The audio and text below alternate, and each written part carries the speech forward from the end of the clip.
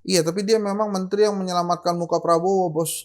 Sebelum ada penangkapan itu, ada pengumuman. Pengumumannya apa tuh? Projo mau jadi parpol, Bos. Widih. Waktu zamannya Pak Jokowi juga banyak menteri-menteri yang di awal tuh gebrakannya oke-oke. Misalnya kayak Danif Dakiri kan, sampai lompat pagar, naik-naikin pagarnya apa namanya? Ada suatu perusahaan pekerja tenaga kerja ilegal tuh. Tapi habis itu kan udah gitu. Aduh, nasib negeri ini. Kenapa? Tapi nggak apa-apa. Kok nasib kok sampai terenyuh begitu, Bro? Ya Prabowo kita semua oke kan. Kalau Gibran kita tunggu waktu lah.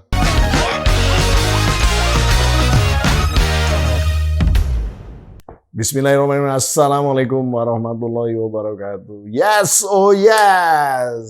Sobat Forum yang luar biasa, kembali bersama saya Pembida Hidayatullah di acara kesayangan Anda semua, yaitu PhD 4K Podcast hanya di sini, kritis, kreatif, konsisten, dan kocak.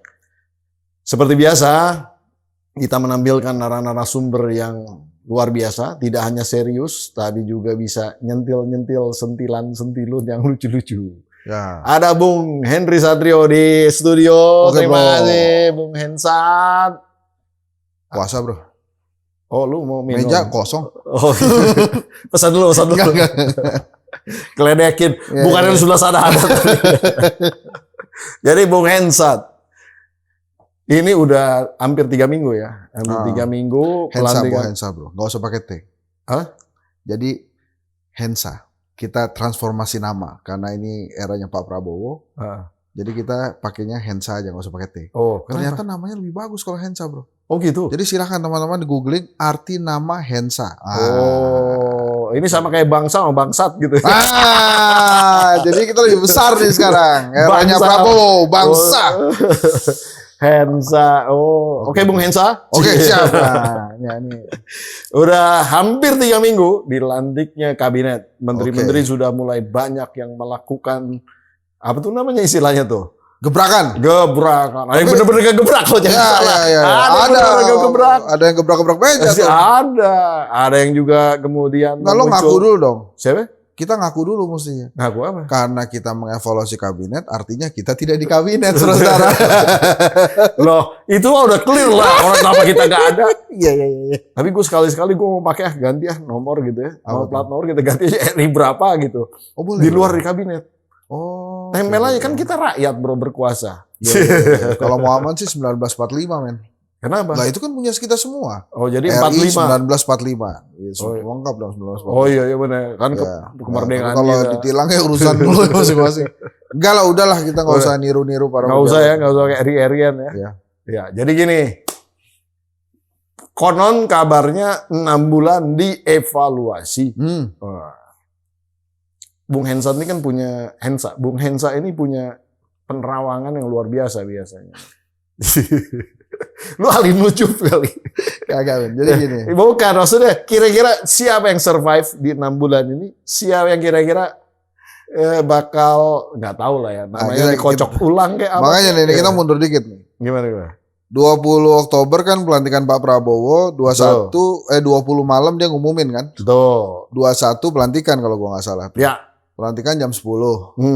Jam 12.30 orang-orang udah mulai nanya ini reshuffle-nya kapan. Jadi lu jahil. Jadi saking lah kok begini amat ya kita sih seneng ya. Banyak teman-teman kita masuk, Muhammad Abdul Rahman, Kakak Pigai, Budiman Sujatmiko. Ya banyak lah teman-teman kita tuh masuk yang kita bangga dan senang juga gitu. Tapi kan dari sisi lain kita boleh lah mengkritisi itu ya. Terutama kan quote and quote banyak menteri-menteri penjaga Gibran nih. Jadi anak buah bokapnya masih ada di kabinet Pak Prabowo kan. Walaupun nggak apa-apa juga. Mungkin Pak Prabowo waktu bersama-sama para kolega menterinya ini ya, dia ngelihat menteri-menterinya ini udah bagus-bagus gitu. Nah, kita kan pernah bahas juga ya.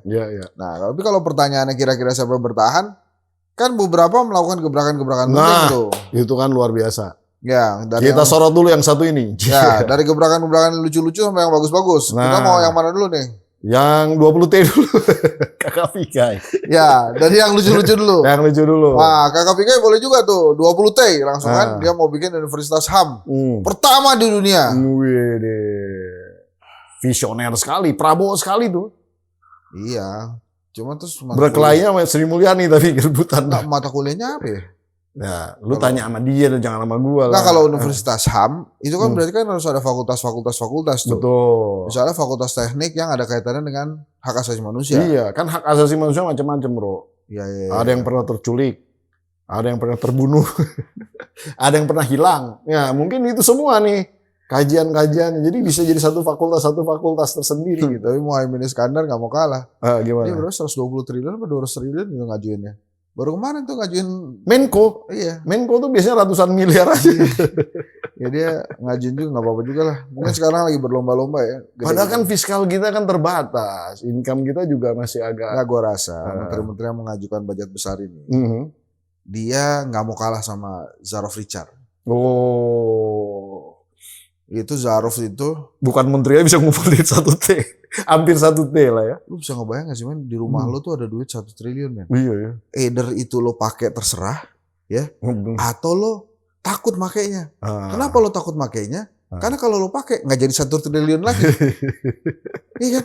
Iya. Tapi kan kalau lo punya uang 1 triliun ya, lo lapar nih. Aduh, gue pengen sate nih gitu kan. Itu bakarannya sama tukang satenya sama daging-dagingnya dibawa kemari tuh men. Mungkin dia pasang juga pelangnya tuh deket rumahnya tuh. 1 triliun. Itu mah bukan tukangnya ya. Satu restoran sekelompok tukang sate bisa dibawa sama dia. 1 triliun bos. Iya. Lo nyuci mobil berapa kali?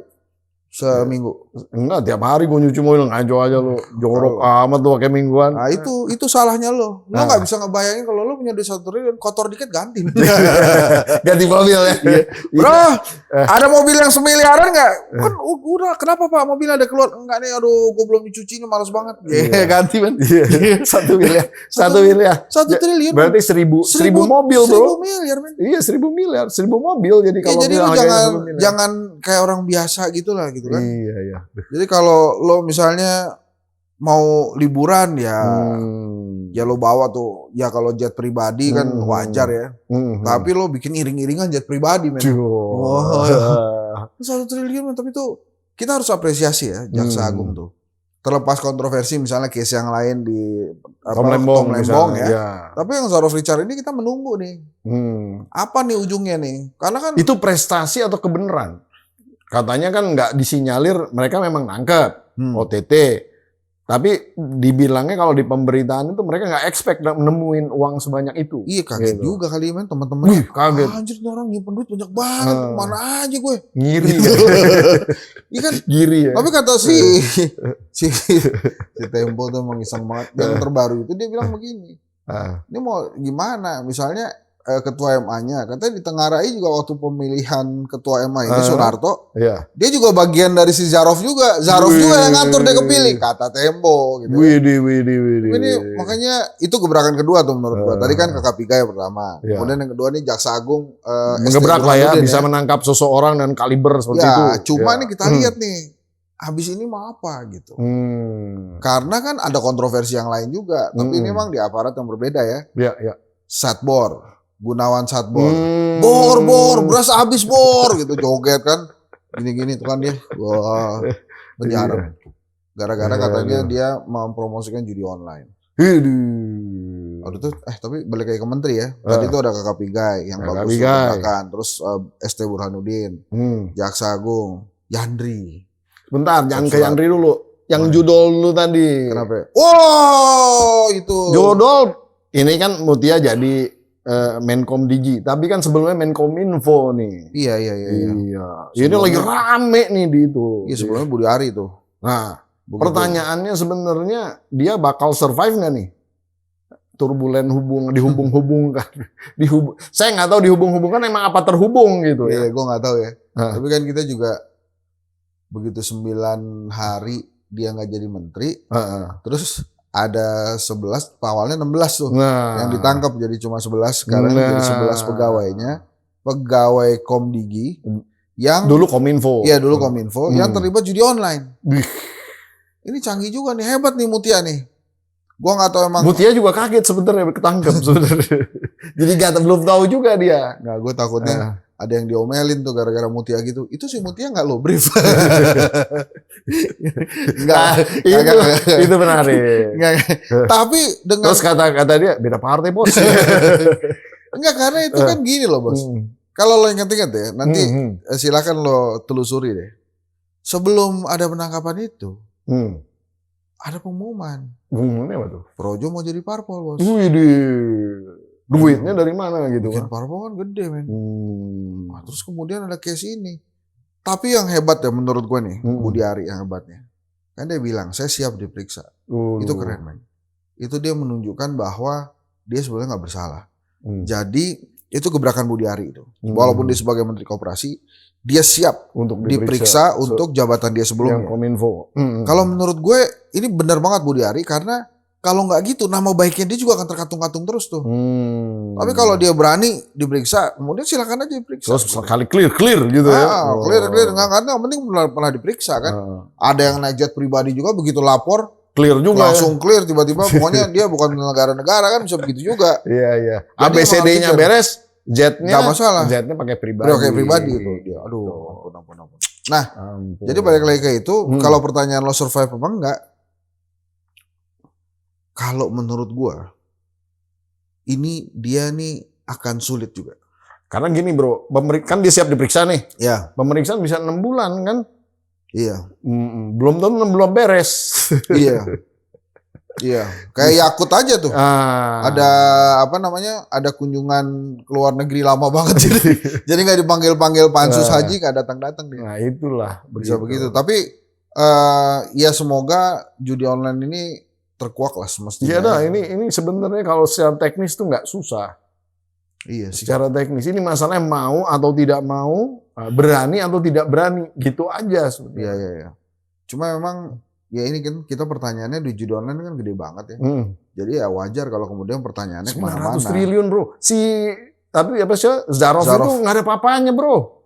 Iya sih. 900 triliun transaksinya, ngeri nih. Nah, makanya itu pertanyaannya itu 900 buat apaan tuh duitnya? Ya memang buat judi, yang narik ya orang lain lah. Oh nggak ada ke lari-lari ke ranah politik, ke ranah macam-macam nggak ada. Wallahu alam bisawab kalau kita ya. Itu perlu ada itu. Tapi memang yang jelas gue sih sebagai temannya Budi Ari, gue mengharapkan case ini cepat selesai. Oh, lu berteman? Gue berteman sama dia. Seberapa dekat? Ya kenal lah. Jangan-jangan lu dapat juga? Belum. Berharap?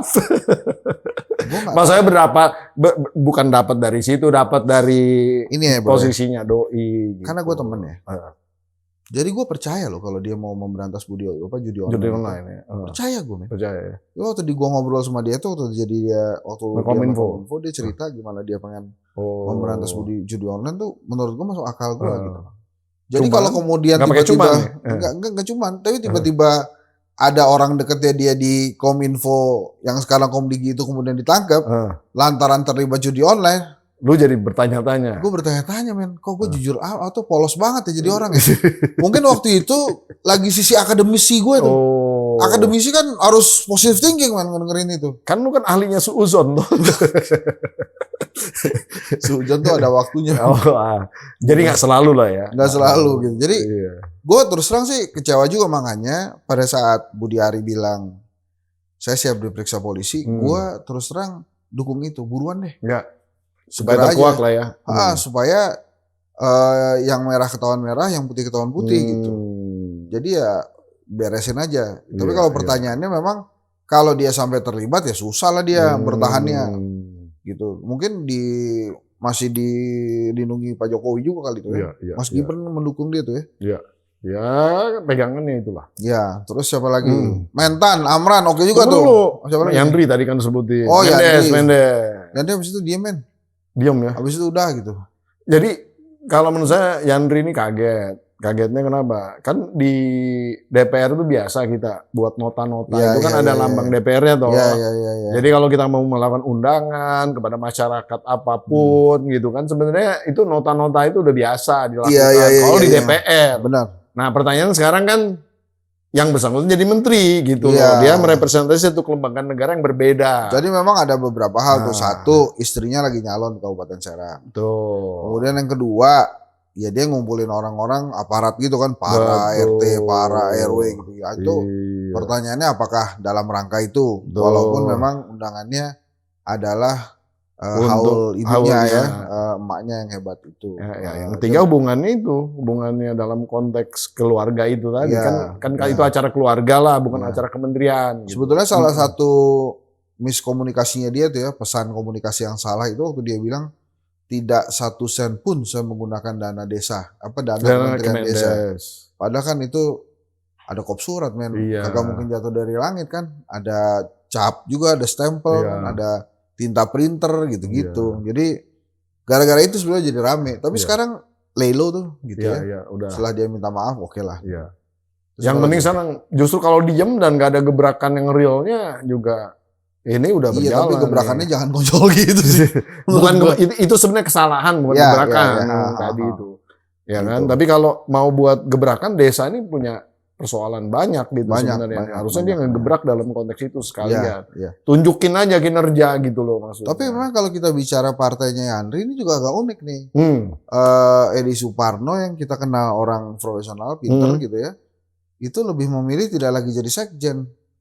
Gitu. Sekjennya dikasih ke Ngelaba, ayo kita ngelaba. Eko Patrio. Temen saya itu. Temen juga. Gue sih happy-happy aja gitu. Dan menurut gue Eko membuktikan dia punya kapasitas lah untuk itu. Tapi emang ya seru aja ya pergantian-pergantian itu. Tapi teman-teman PAN yang nggak lolos DPR tuh jadi menteri semua men. Viva Yoga misalnya, Viva Yoga jadi menteri juga. Yandri nggak lolos jadi menteri, Viva Yoga nggak lolos jadi menteri. Tapi memang dia orang-orang loyalnya Julhas ya. Jadi dia Julhas tahu terima kasih lah ya dia jadi menteri juga. Terus siapa lagi? Mereka udah puasa juga lama juga kan. Backing Prabowo juga udah lama. Jadi memang dapat banyak ya. Wajar juga lah secara politik. Itu ngomongin itu asik juga tuh. Banyak juga orang-orang yang ngebelain Prabowo dari 2014 kagak dipanggil. Jadi yang dipanggil itu yang 9 bulan ngebelain itu dan belum tentu dia ngebelain Prabowo. Sebelum-sebelumnya kan dia nyala-nyala Prabowo tuh. Bisa jadi ya. Cuma kalau begitu 9 bulan nih dia lihat ada gelagat Jokowi main di situ, Gibran main di situ, wah gue belain Pak Prabowo tuh. Padahal ngebelainnya baru 9 bulan, tapi ada juga yang dari 2014 sudah mati-matian memang ya akhirnya nggak kelihatan karena memang membelanya ya gini lah ibarat main bola. Dia main dari menit pertama tapi nggak ngegolin. Ada pemain pengganti masuk ngegolin yang diinget yang ngegolin. Ya iyalah. Tapi kan memang sebelumnya Pak Prabowo tuh sudah punya jajaran menteri di 2019. Dia udah umumin tuh kalau lo ingat di Surabaya kalau saya menang ada Rocky Gerung segala, Rocky Gerung, ada Teguh Santosa, almarhum Riza Ramli, almarhum Prof Firmansyah, ada Fuad Bawazir, ada Didi Rahbini tuh yang gue ingat nama-namanya tuh. Ya beberapa juga masuk sih kayak misalnya Safri Samsudin waktu itu disebut sekarang juga masuk. Gitu. Jadi memang sebetulnya Pak Prabowo itu dia punya tuh jajaran menteri 2019. Nah ini kan pertanyaan lo tadi itu apakah yang kemarin diumumkan itu akan survive kemudian digantikan dengan si jajaran menteri 2019 yang memang sudah lama bersama Pak Prabowo. Ya nggak apa-apa juga gitu, ya terserah Pak Prabowo aja. Gitu. Ya hak prerogatif kan. Hak prerogatif. Kembali siapa lagi? Amran tuh oke men. Jadi dia boleh lah misalnya kayak langsung memecat memerintahkan pegawainya yang pupuk. Nggak korupsi 10 miliar kalau nggak salah. Itu. Terus kemudian langsung kemarin di mana tuh ya? Di Sumatera Selatan kalau gue nggak salah karena ada Musirawas tuh yang gue ingat tuh. Pupuk ditanyain kenapa nggak masuk sini ada di rootnya Pupuk Kaltim juga. Langsung dibilangin. Pupuk Indonesia ya. Langsung ditegur tuh. Itu oke tuh Amran. Iya. Tapi kan dia sebenarnya sebelumnya udah jadi menteri juga. Iya, tapi dia memang menteri yang menyelamatkan muka Prabowo, Bos. Gara-gara apa namanya waktu itu tuh? Maksudnya gini loh, kenapa gebrakan Food estate.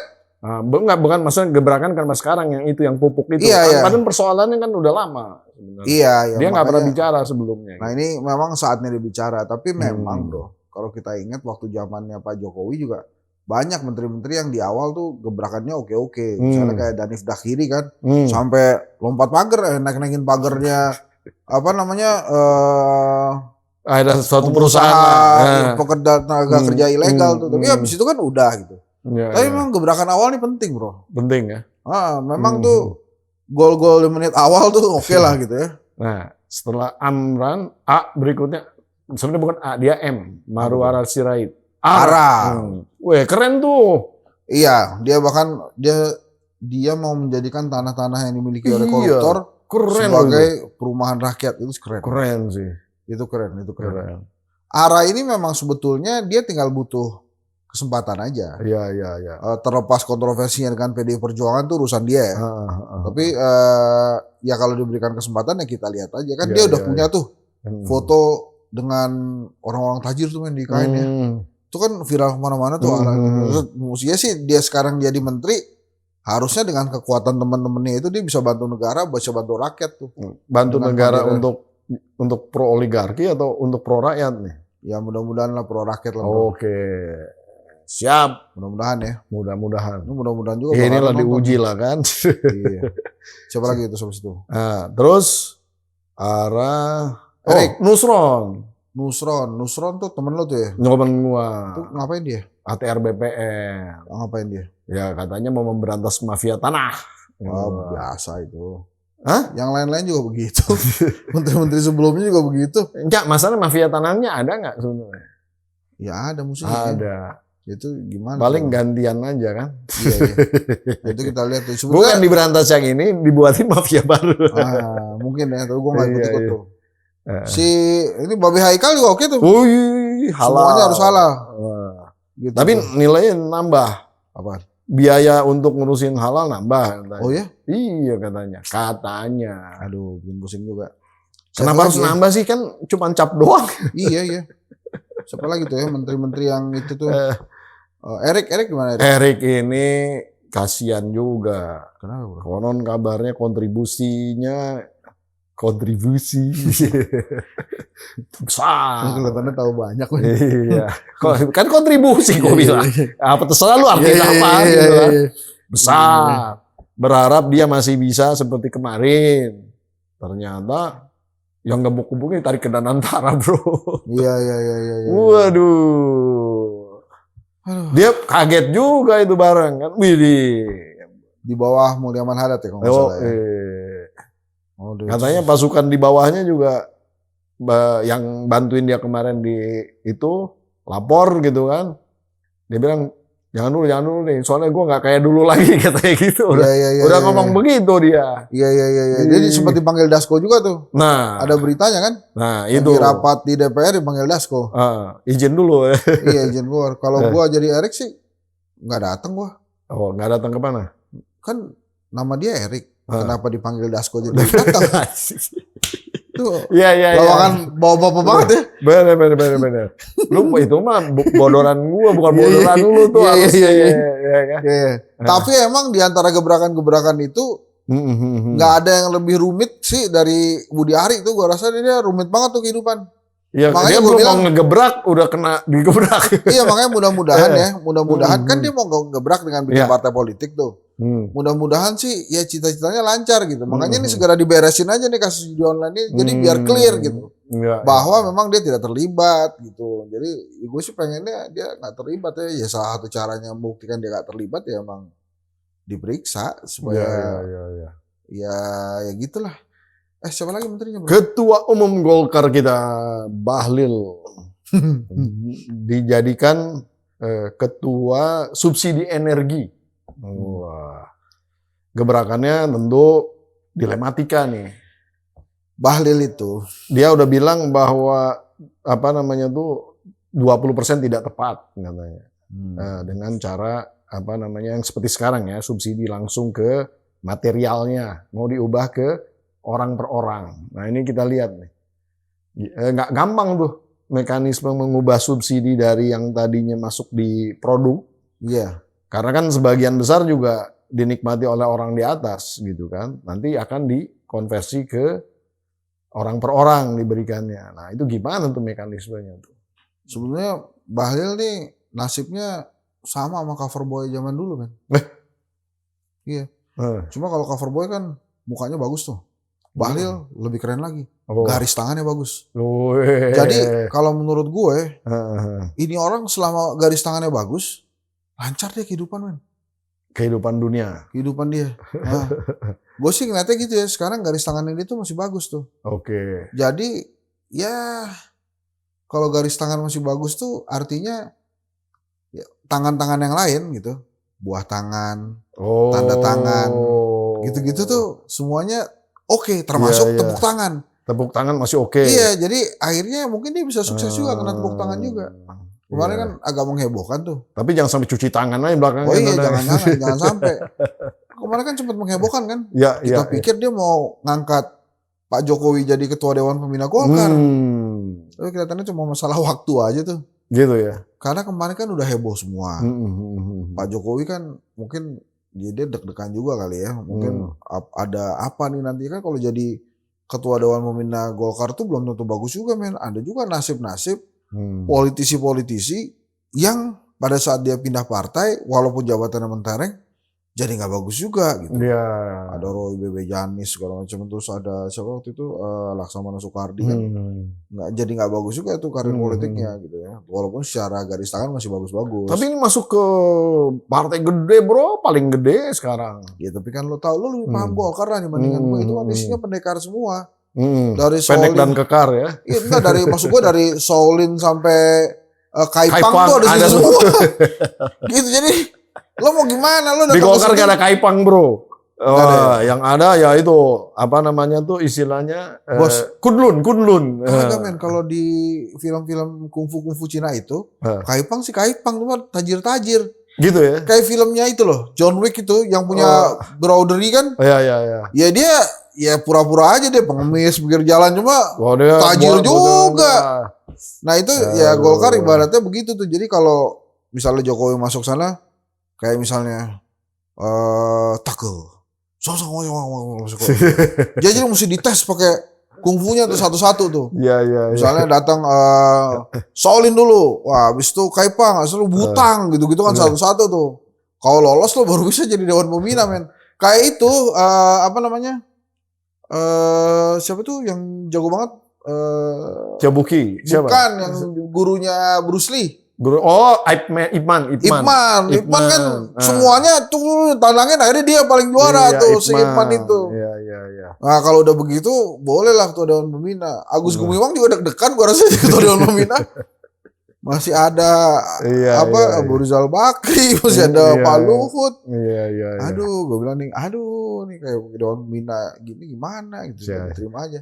Siapa lagi tuh? Itu Menteri. Agus Gumiwang oke tuh. Jadi kemarin gue baca tuh si Faisal Reza wakilnya dia itu ngeresmiin pabrik pipa Seamless apa ya? Seamless. Itu oke lah itu. Jadi menurut gue tuh udah mulai bagus tuh gebrakan gitu si Faisal tuh ya. Siapa lagi tuh? Mutia tuh bagus Mutia tuh. Udah mau buka tabir judi online. Menteri apa lagi bro yang bagus bro? Terus Tito belum kedengeran sih. Pak Tito mungkin ya ini dia menurut gua dia nerusin aja kali ya. Enggak, walaupun dia tidak terlihat gebrakannya tapi dia menjaga situasi kondusif di era jelang pilkada ini menurut gua prestasi. Iya. Menurut gua itu prestasinya Tito yang bagus banget tuh. Saifullah Yusuf Mensos. Ini menarik. Kemarin kebetulan saya ikutan tuh. Apa menariknya Saifullah Yusuf? Ya, dia kan udah 2 bulan di Mensos sebelum dilantik lagi menjadi Mensos lagi. Yeah. Nah, di situ dia menyadari gitu bahwa persoalan data kemiskinan di Kemsos itu harus diberesin. Dan perintah-perintahnya clear banget loh. Cuman kayaknya kalau saya lihat dari body language-nya tuh dia ada punya persoalan sama birokrasi yang di bawahnya gitu ya, di dalam konteks keengganan untuk keluar dari pemakaian data ini. Kira-kira gitu ya. Karena undang-undangnya kuat. Datanya si Kemsos ini, DTKS ini yang bakal dipakai untuk referensi bansos apa-apa dan lain-lain. Karena kalau yang lain dipakai jadi bubar, bro. Maksudnya itu istilahnya bisa berpotensi masalah hukum ya. Oke. Tapi ada juga yang lucu. Jadi diperbaiki karena dia sadar ada kekurangan. Oh, bagus itu. Ada Menko yang lucu tuh. Pratikno. Apa? Jadi selama zaman Jokowi, dia bilang SDM Indonesia ini sudah bagus-bagus. Pokoknya dia puji-puji deh zaman Jokowi itu. Kemarin dia ngomong SDM kita masalah. Gimana sih ini orang? Oh jadi kemarin itu waktu dia Mensesnek bagus-bagus. Bagus-bagus. Begitu dia jadi Menteri Menko-nya Pak Prabowo, bilang ini masalah kita di SDM. Aduh. Jadi bisa berubah dalam waktu perubahan jabatan begitu. Iya, jadi ya gitu deh. Erlangga belum kedengeran? Erlangga belum kedengeran, Pak Luhut Menko juga belum kedengeran. Kalau Pak Luhut kan Den ya, Den pasti lebih narasinya nggak mungkin ke publik. Itu kemarin AHY adalah itu dia bikin Satgas pemberantasan mafia tanah kan. Oh, dulu di sana. Ibu kan Menko juga buat juga. Dia bikin lagi lah itu. Oh iya bagus lah. Iya pokoknya bikin-bikin deh. Tapi yang nyuarain malah yang kedengeran Nusron dulu sebenarnya. Nusron ya? Iya. Terus? Gue udah lama gak ketemu Nusron, tuh kapan terakhir ketemu Nusron ya? Nggak tahu tuh, gue selamatinnya WA-nya nggak dijawab. Oh gitu? Iya. Oh berarti emang dia Nusron men. Jadi kenapa? Dia emang begitu. Emang begitu. Nanti kalau pas butuh tadi ngontak lagi gitu ya. Itu juga kalau ini kita lagi omongin ini terus dia kupingnya panas juga dia ngontak gitu. Gitu Nusron. Maman juga oke. Maman apa gebrakannya? Dia UMKM kan. Kemarin kerjasama juga sama Amran, terus gua di-approve sama Pak Prabowo itu memutihkan hutang-hutang petani dan nelayan. Iya itu. Yang UMKM, penting itu bener. Itu bagus tuh. Iya, karena kalau enggak kasihan mereka terbebani. Secara psikologis utang itu sebenarnya. Ya. Walaupun secara fisiknya nggak perlu dibayar mungkin, tapi kalau masih berutang tuh orang mana gitu kayaknya. Iya. Jadi bagus itu, jadi membuat semangat lagi ya sebetulnya betul. Para UMKM ini. Ya ini kita tunggulah nih gebrakan menteri-menteri ini. Mayor Teddy gimana Mayor Teddy gebrakan? Ya Mayor Teddy sih nggak perlu ngegebrak lah, Seskap itu kan cuma ngatur ini aja. Masa dia ke publik ini? Itu kalau agak susah lah. Kalau Pak Prabowo pergi gini, Mayor Teddy ikut? Ya harusnya bisa ikut bisa enggak, tergantung aja.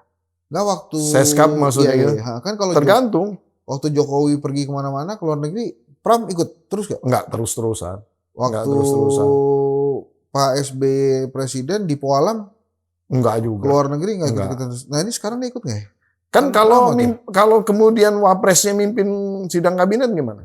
Enggak bro, enggak ada sidang kabinet kan pakai Zoom katanya Pak. Oh jadi pakai online. Nggak diambil alih sama Gibran dong? Enggak. Oh jadi Gibran nggak jadi presiden sementara? Enggak, tidak mendelegasikan kepada siapapun. Jadi komunikasi dan koordinasi bisa dilakukan melalui video call misalnya gitu. Keren juga sih sebenarnya. Keren juga, Pak Prabowo tuh keren juga. Jadi nggak ada salaman serah terima jabatan di bandara itu yang nggak ada. Presidennya pergi, wapresnya yang itu nggak ada dong. Nggak ada. Sempat ditegur kan Gibran tuh. Dia lagi nerima presiden Singapura apa? Dipanggil suruh rapat kabinet ya. Rapat kabinet lo gimana sih lagi rapat kabinet lo terima tamu-tamu negara. Tapi ini menurut gue sih Gibran oke tuh. Apaan? Yang mana? Lah gebrakannya emang bisanya begitu men. Dia datang ke mana bagi itu memantau makan gratis gitu. Terus kemudian terima belusukan lah ya, belusukan ya. Negara ya belusukan kemana-mana. Karena lo sering bilang Wapres ini juga sering dapat kebagian gunting-gunting pita. Kemarin dia melakukan itu. Dia membuka MTQ, cuma dia tidak pidato. Oh. Karena ikut ngaji nggak? Nggak ikut. Enggak. Jadi pada saat kok ketawa? Gue kan MTQ kan. Iya. Itu tapi begitu dia giliran disuruh mau sambutan dia inget lo. Kok inget gue? Ya karena kata lo tugasnya dia adalah gunting pita. Jadi bukan sambutan. Iya. Jadi gunting pita aja. Iya. Jadi padahal kita nunggu juga tuh ya. Dia ngapain gitu. Aduh nasib negeri ini. Kenapa? Nggak apa-apa. Kok nasib kok sampai terenyuh begitu bro? Ya Prabowo kita semua oke kan. Kalau Gibran kita tunggu waktu lah. Oh gitu ya. Survive 6 bulan. Tapi dia bukan menteri bro, kita bahasnya menteri nih. Iya. Tapi kan dia punya guru bangsa bro. Oh apa itu? Pak Jokowi kan guru bangsa katanya. Iya. Jadi ini ibaratnya tuh Pak Jokowi mungkin kayak ini men ya. Kayak Suntio Hiaplu. Wih, Xiao Tiong Ngehyo. Ya, kayak Sinto Gendeng gitu. Yang iya. dijangkaunya tuh susah men. Karena dia udah guru bangsa kan udah sakti banget tuh. Hanya orang-orang tertentu yang bisa menjangkau dirinya tuh, kakek segala tahu gitu kan. Lo baca gak sih? Iya. Gua nonton dulu, tapi udah lupa juga. Nah itu karena dia guru bangsa kan, jadi harusnya dia udah tularin tuh. Cara-caranya dia ke Gibran, udahlah lo cuekin aja tuh Prabowo, bukan cuekin ya, udahlah lo jalan-jalan aja, Pak Prabowo belusukan, lo belusukan aja udah. Lo buktikan kalau lo tuh bisa belusukan gitu. Iya. Padahal kita juga sudah belajar eranya Jokowi, begitu belusukan, belusukan lagi lah gitu. Oke. Ya itu gebrakan maut gebrakan mautnya Gibran tuh oke lah. Yang seru-seru lagi apa ya? Berarti kalau yang nggak ada kedengaran berarti nggak ngegebrak juga nih. Ya ngukurnya gimana nanti itu di 100 hari? Makanya sebetulnya sih mereka, gua rasa sih Pak Jokowi, Pak Prabowo punya rapornya sendiri ya. Kalau menurut gue juga, ya kalau misalnya 3 bulan atau 6 bulan gini ya, gue percaya gini bro, dalam sebuah politik, apa yang kita perkirakan tuh belum tentu kejadian. Dulu kan ingat gak? Simulani gimana Simulani? Ngomong-ngomong. Simulani oke lah. Oke lah ya. Orang nggak usah dikritik juga. Merem aja jalan. Gini, gue tuh ngelihatnya orang yang mau ngasih kita utang, itu kalau ngelihat Sri Mulyani jadi oke gitu. Tadinya bisa mikir-mikir, kalau ke lu gitu bisa. Iya, ngapain nih orang nih, bisa apa dia gitu. Jadi dia sih aman tuh. Jadi daya tarik utang ini terhadap Sri Mulyani. Iya, mungkin dia kalau Prabowo 2 periode mungkin baru dia nggak jadi lah. Karena kan Prabowo punya mimpi tuh. Ada Badan Penerimaan Negara kan. Kalau itu misalnya dibentuk, ya itu setahu gua sampai Sri Mulyani nggak kesana gitu. Tapi kan kemarin di Kemq sendiri juga lucu tuh kan, wamennya kan ngomong semua mau pakai maung gitu. Iya. Terus tiba-tiba dikoreksi sendiri. Iya, dikoreksi sendiri. Karena udah mau beli katanya yang lain gitu tuh. Itu gimana tuh? Tapi gue tertarik juga tuh kan sama si Maung tuh. Ya emang keren bro. Iya minimal tuh kan Pak Prabowo. Pak Prabowo tuh kalau dalam konteks yang begitu top banget emang. Dan bukan cuma itu men, dia ngebuktiin. Gue kalau bilang mobil ini jadi ada men, nggak kayak mobil yang mereknya STM itu. STM. Kan kalau langsungan ntar di STM susu telur madu. Itu kan dari zaman dulu kagak ada tuh, sekarang tuh mobil. Ada sempat kelihatan. Apaan? Penampakannya. Oh ya? Penampakannya doang. Barangnya nggak pernah ada. Penampakan kan bisa aja. Jadi tuh waktu hari Kamis Kamis malam itu ada usaha sih emang itu untuk menampilkan wujud SMK itu. Jadi Paranormal seluruh Indonesia tuh. Akhirnya lu nyebutin juga tuh namanya tuh. Iya. Udah mulai tuh mana tuh mobil tuh bentuknya tuh nggak kelihatan. Iya. Kalau gue jadi Gibran sih dia pidato men. Dia pergi gitu. Dia pergi ke industri nasional, misalnya dia pergi ke pabrik Toyota tuh. Kerjasama lah kita hasilkan lah SMK versi Toyota gitu kan. Kan ini yang kerja-kerja juga banyak kan lulusan SMK. Jadi namain SMK gitu ya. Gibran tuh kan dapat 8 staf khusus ya kalau Wapres ya? Nggak tahu saya persisnya. Itu udah ada belum? Pasti udah ada lah. Pasti udah dijagain. Iya, supaya lengkap lah ya, bisa jalan gitu. Kenapa dia nggak telepon lu, bro? Lu kan gua kan siapa sih kita nih, aduh. Lu tuh cerdas men, karena harusnya lu kan terkenal. Kalau gua kan nggak terkenal. Lebih terkenal lu sih di sini men. Di sini? Di sini ya semua orang udah kenal gua. Tapi di luar sono lu lebih terkenal bro. Aduh, amin. Apalagi nih kita? Jangan Gibran lagi, lu mau aja ke Gibran mulu nih. Kita menteri. Sri Mulyani, Erick Thohir udah semua tuh. Aduh, ini kebanyakan sih gue juga jadi miscounted nih jadinya. Jadi banyak tuh. Raffi Ahmad udah ngebrak belum? Raffi Ahmad konon kabarnya ditugasin untuk mengerjakan banyak event. And I don't know eventnya apa. Ya mungkin nanti Raffi bisa tanyain Raffi. Dan konon kabarnya harus nyari duit sendiri. Hebat kalau Raffi sih bisa. Nah, kalau Raffi bisa men? Bisa lah dia. Dia perusahaannya banyak banget gitu, walaupun banyak yang tutup juga yang penting ada lagi. Gitu. Bukan, berarti kan kalau misalnya dia bisa itu udah berprestasi dia dong. Basis prestasinya di situ gitu. Iya. Ya kalau kayak Rifki di kreatif belum kedengaran. Terus kemudian juga Widi di pariwisata juga belum kedengaran. Iftitah juga belum. Nah di Naker nih baru malah wamennya. Yuli Ferry apa? Yuli Ferry ya. Juru malah si wamennya si Noel. Ngapain? Karena si Sritex itu di PHK-nya kalah itu apa namanya istilahnya kalah dipilotkan ya. Kalah PKPU.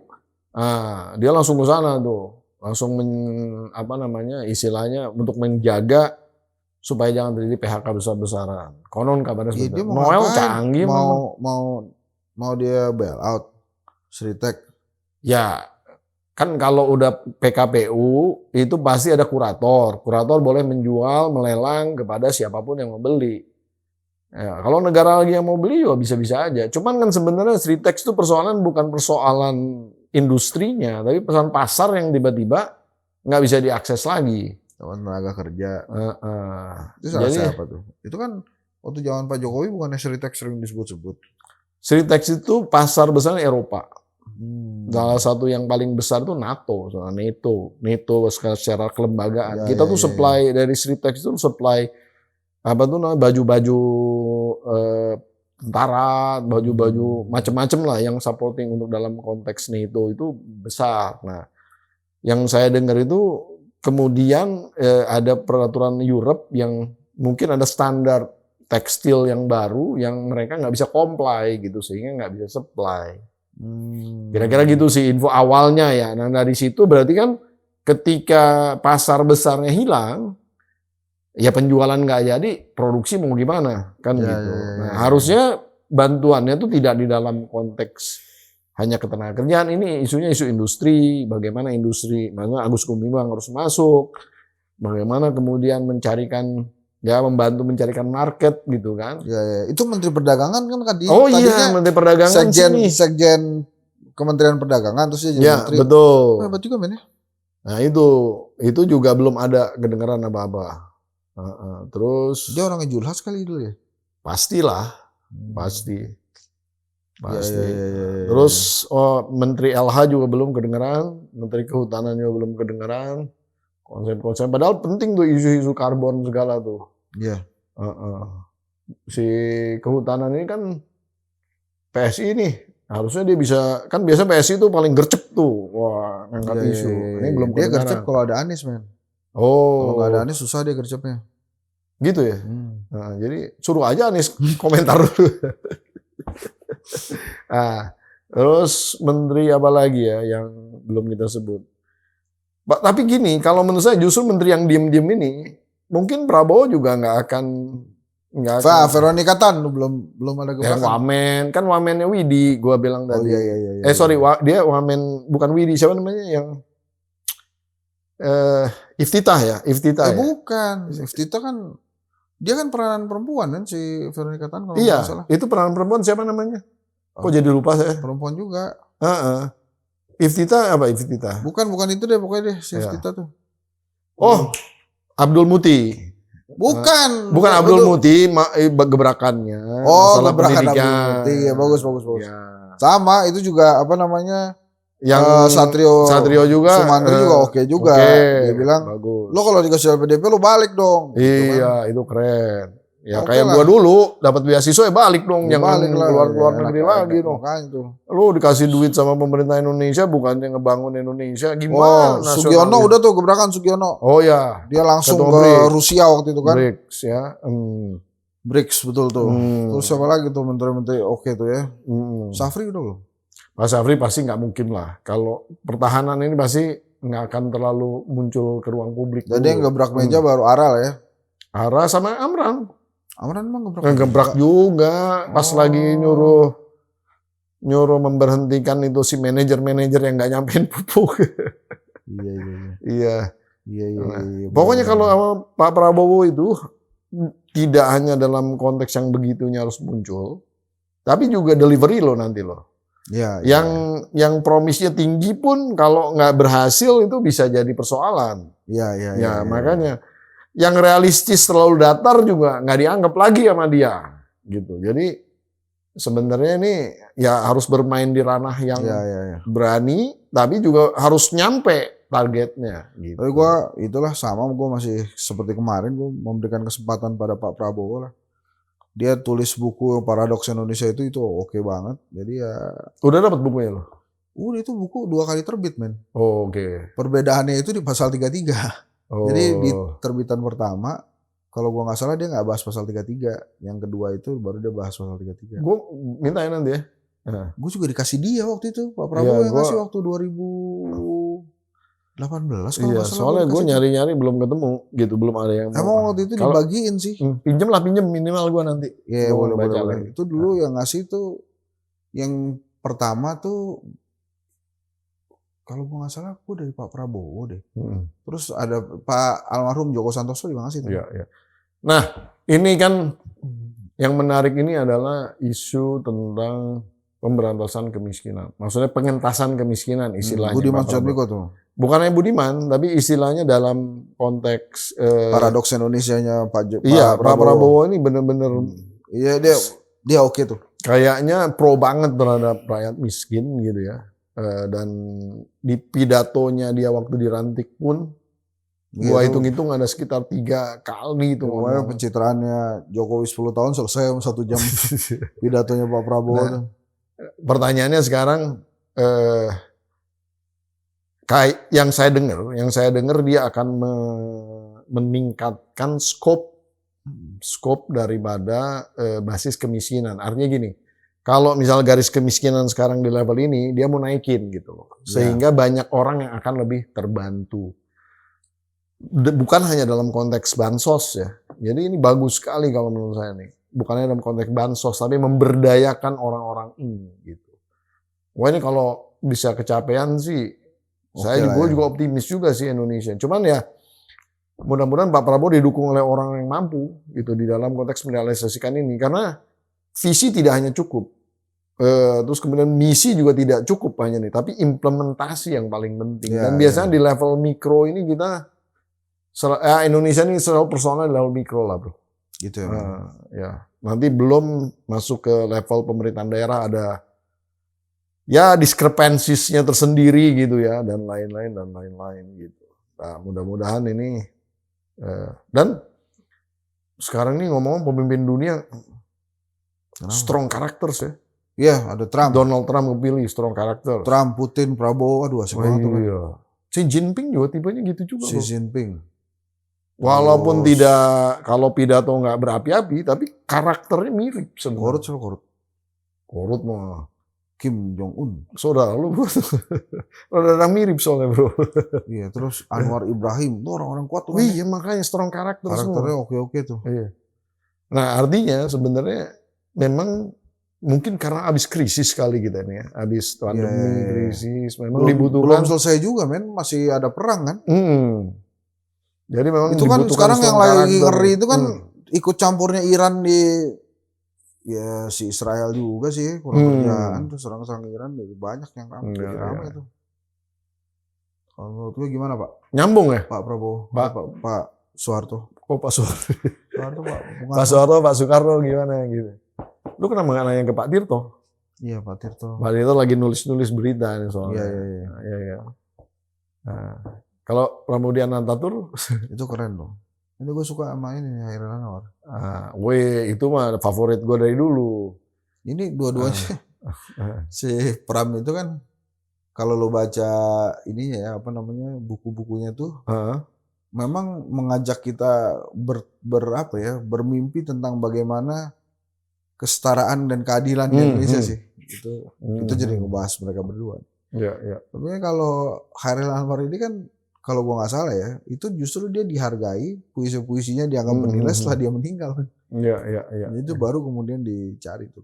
Mohon maaf kalau salah ya. Gua bukan ahli sastra juga. Iya. Balik lagi ke menteri-menteri bro. Ya. Dito Aryo Tejo. Iya tuh. Ngapain tuh? Abis PON itu gimana kira-kira? Enggak, dia yang urusan sama itu udah belum sih? Belum beres. Yang sama apa sih? Jaksa ya? Ya kan dia baru ngembaliin duitnya aja. Oh tapi case-nya udah selesai. Ya mudah-mudahan itu juga tuh ya, yang belum case-nya belum selesai, semoga cepat selesai lah. Jaksa Agung kan berani kan nangkep yang 1 triliun. Bisa canggih, masa 27 miliar aja nggak. Canggih nih saya buruan. Nah terus apa lagi? Coba lagi ya. Menpora udah kita bahas. Wah deh. Budi Gunadi Sadikin. Ya. Itu belum juga ya, obat-obat ya. Nggak tahu juga nih. Itu kesehatan ini sebenarnya kan lawannya Dharma Pongrengkun sama Siti Fadila Supari tuh. Kok? Oh, masalah isu ini. COVID. Tapi sebetulnya kalau dalam konteks kesehatan, satu yang gue sampai sekarang nggak pernah lihat, apa coba? Apa? Harusnya kan di pencegahan yang dikuatin, bro.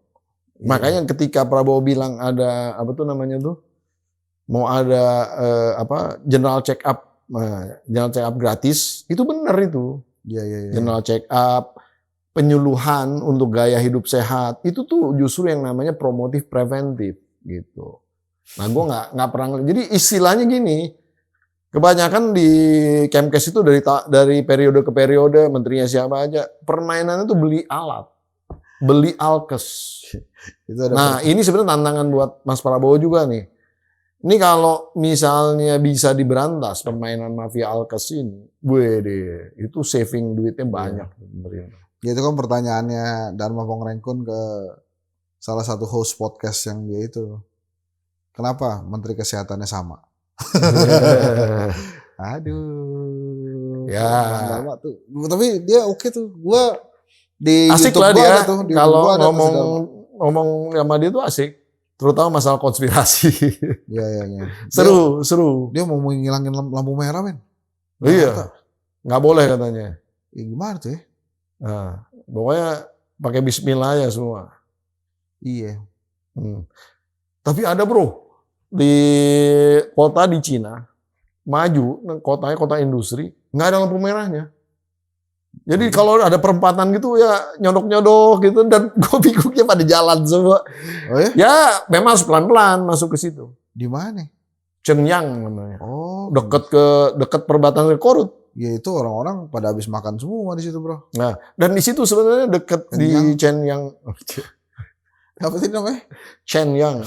Gua juga nggak tahu nyebutinnya, mungkin gua salah, tapi itu dekat daerah Harbin juga. Harbin itu juga apa tuh namanya, komunitas Muslim Cina di situ banyak juga. Jadi lu bisa dapat makanan halal di sana, bro. Ya gua kemana waktu itu ke Cina ya? Beijing kalau gua nggak salah. Kalau Beijing mah lu pasti ke daerah-daerah. Beijing tuh gak enak, bro. Paling nggak asik. Kota yang paling nggak asik di Cina tuh Beijing. Tadi sebelum gua paling senang Shanghai, yang lain-lain. Sebelum gua kesini gua ngelewatin Sentiong. Keramat Sentiong. Mana tuh tadi gua ngeliat ada ST. Kejauhan amat tuh. Itu ST itu kan. Oke. Daerahnya ST itu. Coba fokus, kita refocus. Refocusing. Apa? Nah, udah semua ya kayaknya. Ya kita nggak bisa paksa, men. Kalau emang nggak ada gebrakannya kita nggak ikat gitu aja. Itu dia. Kalau nggak ada gebrakannya mau gimana? Kita aja nggak ikat, apalagi Mas Prabowo. Iya. Nanti tanya lu ngamen aja. Tapi Pak Prabowo punya seragam baru ya? Apa itu? Putih, bawahnya biru dongker. Oh. Gitu. Makanya lo mesti siap-siap tuh. Nanti. Jadi nggak kayak Pak Jokowi kan dulu kan putih hitam tuh. Iya. Ini biru dongker ya? Biru dongker. Ya. Dia putih juga. Boleh juga, nggak apa-apa juga. Jadi kayak celana anak SMP ya? Ya itu makanya. Yang SMP kan ada yang panjang juga sih. Iya, next presiden putih abu-abu gitu. Bisa jadi. Habis itu? Nggak, itu putih merah juga anak-anak SD sekarang juga banyak yang celana panjang, bro. Iya, sekarang rata-rata pakai celana panjang kok. Iya. Itu kalau menurut gua juga celana pendek tuh salah sih. Iya, nggak nutup aurat ya. Bukan masalah aurat, masalahnya kan perlindungan itu kan seluruhnya sebenarnya. Kalau orang. Nggak, tapi itu kenapa ya? Itu dibikin celana pendek ya? Mungkin supaya nggak mahal kali ya? Bukan. Ya, supaya nggak mahal, benar. Supaya yang nggak bisa sekolah tetap beli. SD SMP tuh. Benar sebenarnya. Tapi sebenarnya celana pendek itu kan celana rumah sebenarnya, bukan celana formal. Iya. Celana main, celana rumah. Tapi kalau dulu cuek aja pakai SD SMP. Gue mah dari dulu sebenarnya nggak risih gue pakai celana pendek. Nggak tahu kenapa. Ya, betis gue gede soalnya. Gue sih bodo amat, gue pakai tukang jalan. Iya. Kalau pakai panjang kan nggak kelihatan. Iya.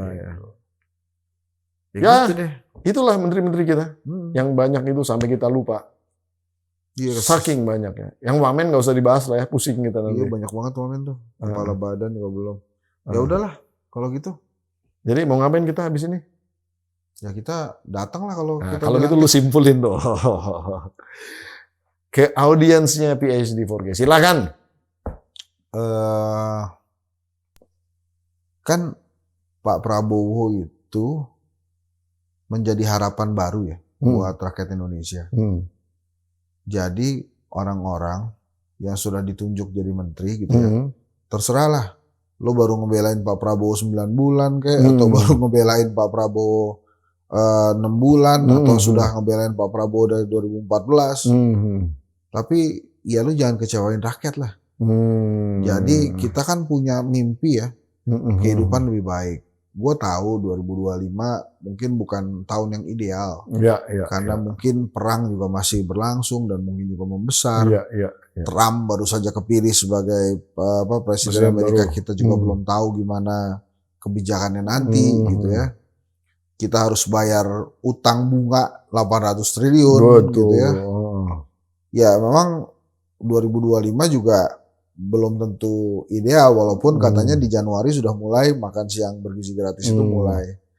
Tapi setidak-tidaknya dengan dunia yang susah, tolong lu jangan pakai alasan bahwa negara lain lebih susah dibandingkan kita. Itu, aduh, nggak benar tuh kalau ada, menurut saya ya, menurut gua tuh. Iya, misalnya kalau ada pejabat tuh excuse-nya, lo harusnya terima kasih, negara lain tuh lebih buruk dari kita. Gimana sih? Lalu kan dipilih jadi menteri gitu. Bukan high achiever itu. Itu orang yang buang badan aja. Iya, jadi ya lu buktikan lah kalau lu bisa gitu. Terutama kan banyak teman-teman kita yang masuk kan. Noel, Budiman, Haikal, Faisal, Nezar, Mas Mugi kan, Kakak Pigai dari dalam. Ya lu buktiin lah kalau memang Indonesia ini bang bisa lebih baik dibandingkan lu pada. Gue sih terus terang sampai hari ini kita bicara, rasa optimis gue tuh masih gede pada Pak Prabowo. Gitu ya, tinggal menteri-menterinya aja ntar bisa ngikutin atau tidak.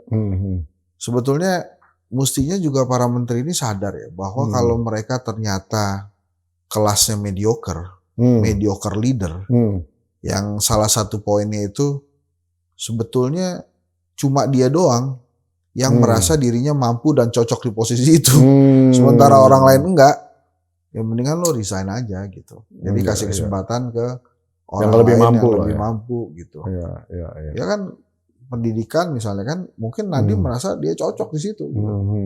Cuma kan akhirnya Merdeka Belajarnya itu benar-benar ya bikin orang terlalu merdeka. Belajar boleh, enggak juga apa-apa gitu. Namanya juga merdeka. Ya, jadi hal-hal kayak gitu menurut gua perlu diganti. Terus kemudian kayak ya akhirnya judi online yang merebak ya, terlepas itu siapa yang salah siapa yang benar. Terus kontroversi haji misalnya kan. Oh iya, haji belum dibahas iya, tadi. Sampai pansus hajinya tuh udah selesai, si Yakutnya belum bisa dipanggil-panggil tuh. Dia udah balik ke Indonesia belum sih? Pak Yakut tuh. Ntar kita tanya. Nanti kita cek. Terus ya gitu deh. Jadi ya kita punya harapan. Dan memang ya kita lihatlah, semoga Pak Prabowo bisa mewujudkan itu gitu. Wih, serius amat loh. Gitu harus serius man. Kalau kita nggak ada lucu-lucunya. Enggak, kalau kita bicara harapan itu bukan cuma bicara tentang diri kita, tapi juga diri rakyat Indonesia lainnya.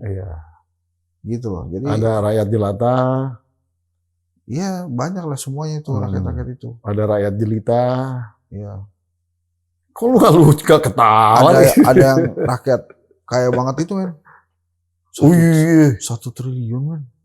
Di rumah tuh gue masih kagak bisa ngebayang gue tuh. Dia tuh kalau tiba-tiba ya. Lu kalau pakai alat aja, lu ngitung duitnya itu. Kira-kira berapa lama tuh? Ya misalnya gini juga ya. Mungkin dia juga takut loh men pakai duit 1 triliun itu. Bukan karena takut ketangkep men. Tapi kalau gue pakai, misalnya nih. Jadi nggak jadi 1 triliun. Iya, jadi nggak jadi. Dia mau, wah, Pak, telur habis Pak. Cuma mau beli sekilo doang. Tapi dia mau pakai duit yang 1 triliun itu ragu-ragu. Kalau dia ambil 20.000 aja kagak 1 triliun. Mungkin dia ada was-was gitu ya. Luar biasa. Keluarganya kayak apa? Coba lo bantuin gue dong, ngebayangin punya duit 1 triliun, lo bakal tenang apa bakal was-was? Di rumah lo ada duit 1 triliun men. Lebih. Gua nggak usah ngebayangin bro. Gua dulu ngelola duit segede gitu soalnya. Ya tapi kan kagak di rumah lu, men. Kan gak di rumah. Tapi bukan duit gua. Iya tapi kan tapi di kantor gua. Kan. Nah itu kan di kantor lo, ini di rumah lo, men. Dirubah, men. Apa lo kemudian pergi terus lo gak was-was ya? Aduh, rumah gue dirampok kan ya? Iya. Ya diambil satu lembar nggak ya gitu ya. Tapi mungkin dia gemboknya cuma dia aja yang punya kali. Itu bisa Haji Furoda tiap tahun, men. Ya nggak perlu lah Haji Furoda. Lu bisa langsung dapat undangan khusus. Iya. Lu ngapain pakai Furoda lagi? Tapi bisa jadi dia takut naik haji. Kenapa? Karena kan biasanya tuh kan kalau kejadian-kejadian yang mistis-mistis Islami itu kan yang kejadiannya kan di Mekah tuh kan, di depan Baitullah kan. Iya. Bisa aja langsung dibayar kontan tuh kan. Iya ya. Apa tuh ya orang yang nilap duit 1 triliun tuh bayaran kontan dari Allah tuh. Diguyur duit lagi. Kita nggak tahu lah yang gitu-gitu bro. Wallahu a'lam bishawab. Cuma ya gue berdoa lah semoga lu doain gue lah biar gue bisa naik haji, men. Iya. Kalau bisa sih. Oh lu belum? Belum gue. Subhanallah. Insya Allah. Pengen juga gue naik haji. Kalau bisa Furoda tuh ya, asik juga Furoda tuh ya. Iya. Padahal kan lu dapat banyak survei, lu bisa lah. Iya insya Allah lah, men. Lu harus wajib. Kalau lu udah mampu begini wajib bro. Harus mikirnya wajib. Jadi targetnya. Gua jadi menceramah gini. Jangan. Nanti lu insaf. Kalau gue yang berceramah lu pasti insaf. Kagak, itu kan katanya kan kalau naik haji itu kan undangan ya. Iya panggilan. Tapi lu harus meniatkan diri lu. Lu pengen. Itu wajib. Oke. Makanya kalau orang kan dulu kan. Ini kenapa kita jadi bahas haji ya. Tapi gak apa-apa ini bagus. Soalnya gini. Kan kalau orang dulu kita bingung ya, ada orang jual rumah, jual tanah, jual sawah untuk naik haji. Betul kan? Iya, padahal dia cuma satu-satunya hartanya tuh itu gitu misal. Tapi itu yang bener bro ternyata bro. Gue gitu men. Gue tuh mau jual mobil gue biar gue bisa daftar haji. Iya dong. Nah itu kagak laku-laku mobilnya. Jadi gue pikir apa undangan lu niatin apa undangannya belum datang gitu. Enggak lu niatin aja. Udah gue niatin nih. Insya Allah gue jual mobil nih. Kalau salaman dulu sama gue. Insya Allah. Bismillah. Kalau mobil ini laku gue daftar. Iya. Kok kagak laku-laku gitu. Jadi gue pikir-pikir emang bener ya naik haji itu masalah panggilan tentang undangan juga gitu ya. Kita emang bener lah niatin lah. Apalagi nanti ada badan haji khusus bro. Itu Daniel tuh wakilnya tuh. Oh iya Daniel. Iya Daniel pakai nangis segala lagi, gimana sih tuh orang? Pas lagi Daniel gimana sih lo pelantikan malah nangis sama Pak Prabowo? Terharu lah dia. Terharu ya. Dia ikut perjuangannya dari benar-benar. Nah itu Daniel yang ramah juga tuh. Gak tahu tuh belum kita kontak juga tuh Daniel tuh. Nanti kita say hi lah. Nanti gua juga belum ngucapin selamat sih, belum sempet. Iya. Tapi wajar lah ya kalau teman-teman kita yang udah jadi menteri, udah jadi wakil menteri itu tiba-tiba susah ditelepon atau nggak balas WA. Gue sih nggak usah sakit. Gue sih memaklumi lah. Gue nggak usah sakit. Karena pasti pertama WA-nya banyak yang kan langsung yang ngucapin selamat pasti bukan kita doang kan. Sebelum brek gitu. Terus yang kedua juga mungkin dia akan lebih banyak kan ini kan masa orientasi lah istilahnya. Pasti dia pengen ngedengerin apa sih di dalam kementerian itu dan lain-lain. Jadi kalau misalnya lo harus paham lah. Beda ya paling masih selamat lah, ntar aja lah gitu kan. Enggak juga, kadang-kadang dia masih bisa nggak ngelihat juga. Karena ketutup. Saking banyaknya bro. Iya. Mungkin kita udah yang paling duluan. Tiba-tiba kalau udah di atasnya lebih banyak, dia dari atas dulu. Bagian kita belakangan. Iya, benar. No worries lah, nggak usah sakit hati. Itu nggak perlu. aja. Ya kita maklumi aja, kita ikut bangga aja lah sama mereka. Tapi ingat, kita titipin negara ini kepada teman-teman kita yang jadi menteri itu. Jadi tolonglah dijaga negara ini. Betul, kalau nggak dijaga kita yang akan jatuhkan. Ya. Ngeri kali, maksudnya jatuhkan apanya? Itu host yang ngomong ya. Ya kita kan begini nih. Oke, kita sambung offline nanti ya obrolannya. Kalau begitu. Terima kasih. Kehabisan ide soal urusan menteri. Kagak men, ini udah banyak banget. Kita berapa lama nih ngomong? Hah? 4 hari. Tuh. 1 jam 3 menit. Nggak kerasa lo bro. Men. Gila. Jadi tolong ditonton. Lu emang kalau 1 jam 3 menit. Ngomong sama lu gue nggak kerasa aja ngomong. Iya. Karena lu yang ngomong kebanyakan. Gue diliatin Pram nih. Oke. Sip. Kalau gitu. Terima kasih banyak bro. Assalamualaikum. Waalaikumsalam warahmatullahi wabarakatuh. Wah. Sobat Forum luar biasa nih. Obrolan dengan Bung Henry yang cerdas. Tepat sasaran. Tapi juga diobrolin dengan cara yang sangat santai dan banyak kocak-kocaknya nih, luar biasa. Jarang-jarang kita punya narasumber kayak begini. Dan beliau ini kalau saya undang selalu datang, aduh, suatu kehormatan luar biasa. Nah, itu tadi semangat daripada podcast kali ini adalah kita titipkan negara ini kepada teman-teman kita yang menjadi pejabat. Dan mudah-mudahan jangan cuma enjoy jadi pejabat, tapi benar-benar bekerja secara maksimal. Dan mudah-mudahan semuanya sukses, karena kita ingin negara ini juga sukses. Itu saja mungkin pesannya. Wabillahi taufiq wal hidayah. Wassalamualaikum warahmatullahi wabarakatuh. Saya Pembida Hidayatullah undur diri.